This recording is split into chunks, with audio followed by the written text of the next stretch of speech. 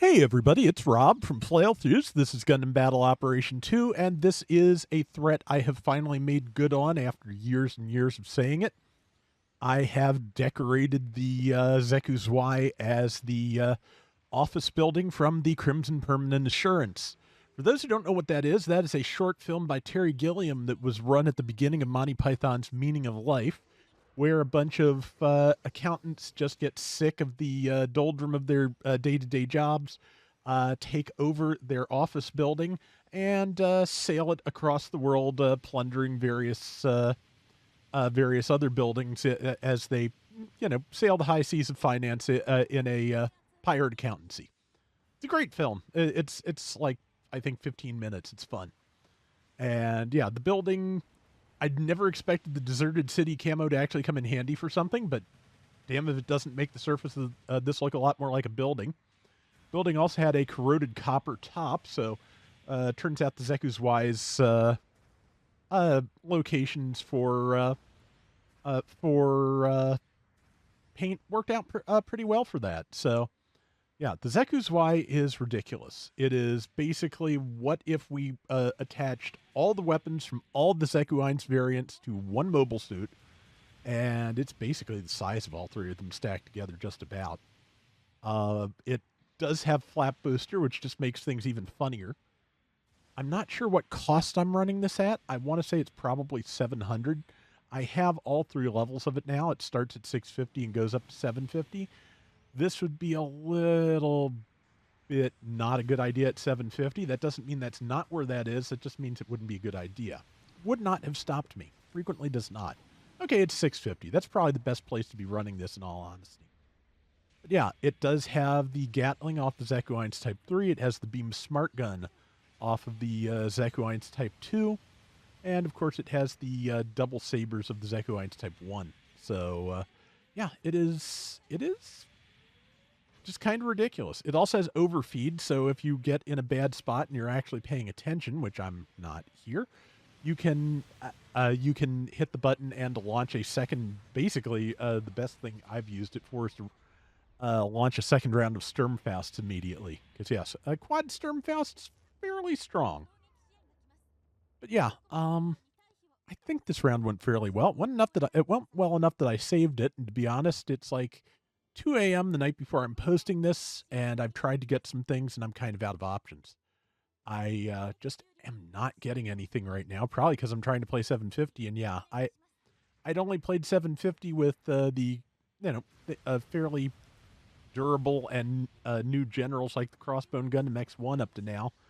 And after some really terrible rounds at a lower cost, I tried rolling a single spin because basically, in my experience, again, just a gambler's superstition, pay it no mind. Don't take it as advice because it's not. It's dumb. The times I have the worst possible rounds are when my single spins do the best. So after a horrible failure that is the first time I've quit out of a round in forever, and apologies if you were part of that round, but just I was not going to be any better. You were better off with a defense buff than you were with me. Trust me. But after that, I just decided, okay, time to indulge this dumb superstition and try a single spin. And I got the Vignagina too.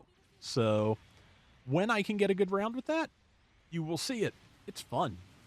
Salty let me try it after a recording session yesterday, that being Monday. And yeah, it's got a bunch of good tricks. That snake hand is, kind of difficult to use just because the spacing is so precise to get the most damage out of it. But it does, knock things down in a wide swath if you get in trouble. So I need more practice with it. And yeah, a generalized defense build is what I'm trying for, because I just get absolutely swarmed and destroyed if I don't, I need to be able to survive if I get knocked down once. Kind of the problem I'm having right now with the Xeku, except of course it is a much bigger, slower target. I feel like it really does need more defenses. I don't know what I'd suggest doing to it.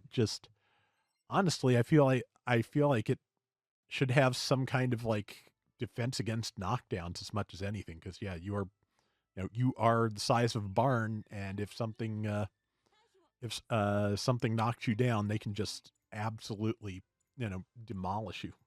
It's you're not a difficult target knockdown. You're barely a difficult target standing up. So yeah, that said, again, it is kind of ridiculous, and I kind of like it for that. So I will survive.